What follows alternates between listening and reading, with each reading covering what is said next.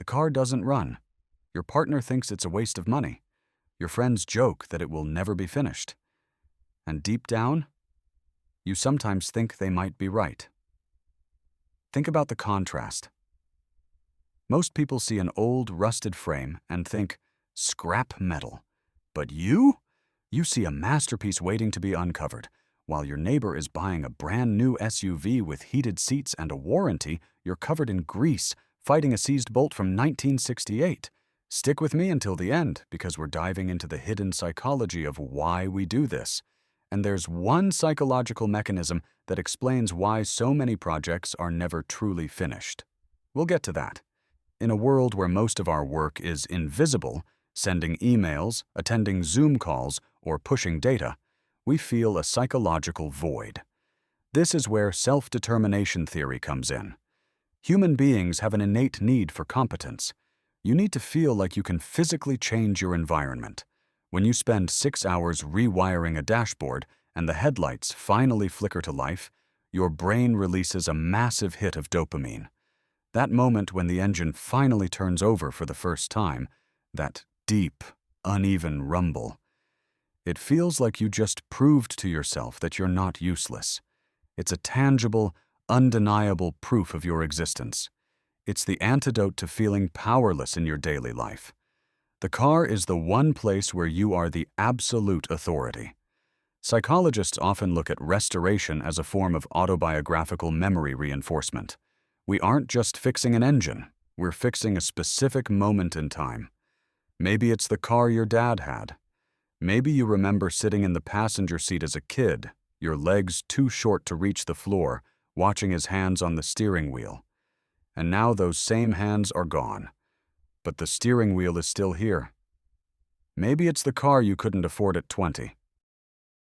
By touching the same vinyl and smelling the same gasoline, you're triggering a sensory bridge to a version of yourself that felt more real. You aren't just restoring a vehicle.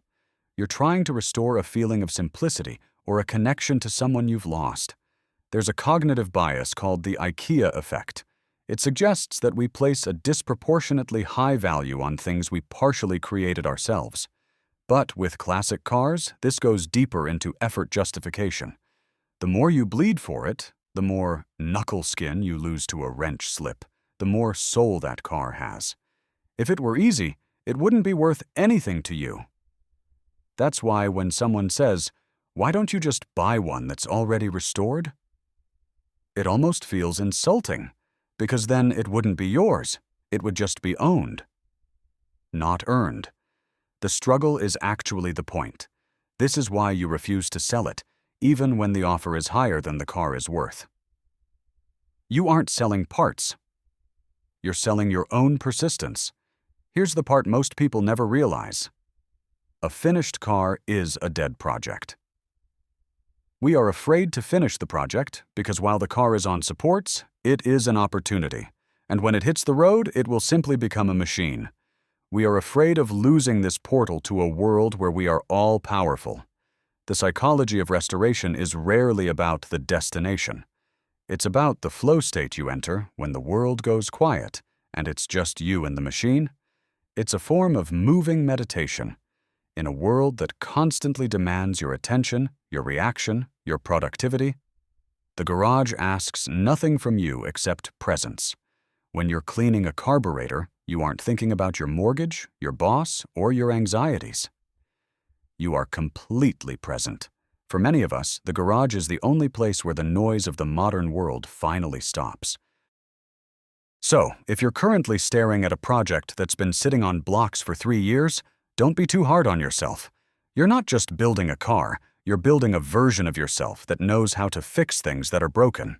Which stage of the build are you in right now? Is it the honeymoon phase or the "I'm never going to finish this" phase? Let me know in the comments. I read every single one. If this resonated with you, hit the like button and subscribe to Helpful Psychology. Share this video with someone who also hasn't left the garage for months. Let them know they're not alone. It helps us keep the lights on in the shop.